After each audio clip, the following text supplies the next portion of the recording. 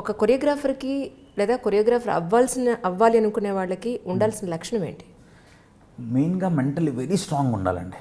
ఎందుకంటే మీరు ఒక 100 థింగ్స్ డిజైన్ చేసుకుని వెళ్తారు సెట్లోకి. వెళ్ళిన తర్వాత అందులోంచి మీకు మేబీ ఒక 5-6 ఐటమ్సే ఉంటాయి. సో అలా నీ డిప్రెస్ అయిపోయారు అనుకోండి, ఆర్ మీరు అలా డల్ అయిపోయారు అనుకోండి, సెట్ అంతా డల్ అయిపోద్ది. సో ఏం వచ్చినా మనం ఏమైతే అడిగామో అక్కడ సెట్లో ఉన్నా లేకపోయినా we have to give our 200%. So నేను ఇప్పుడు సెట్లో ఎలా వస్తానంటే వెరీ పాజిటివ్గా వస్తాను.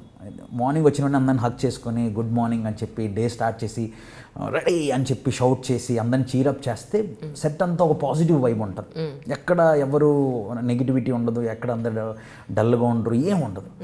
సో అదంతా సాంగ్లో రిఫ్లెక్ట్ అవుతుంది. అందరు స్మైలింగ్గా ఉంటారు, హ్యాపీగా ఉంటారు, పాజిటివ్ ఎనర్జీ ఉంటుంది, సాంగ్ అవుట్పుట్ బాగుంటుంది. అదే నేను వెళ్ళి రెడీయా వచ్చిందా, రెడీ రోల్ కెమెరా అన్నాను అనుకోండి, సెట్ అందరు డల్గానే ఉంటారు, ఏదో చేస్తున్నాడులే మాస్టర్ అనుకుంటారు. బట్ మీకు నాతో సాంగ్ చేసినప్పుడు ఎప్పుడెప్పుడు అనిపించలేదు కదా, అలాగే ఏదో చేస్తున్నాడు మాస్టర్, హ్యాపీగా చేస్తున్నాడు, వెరీ హ్యాపీ అని మీకు అనిపిస్తుంది కదా.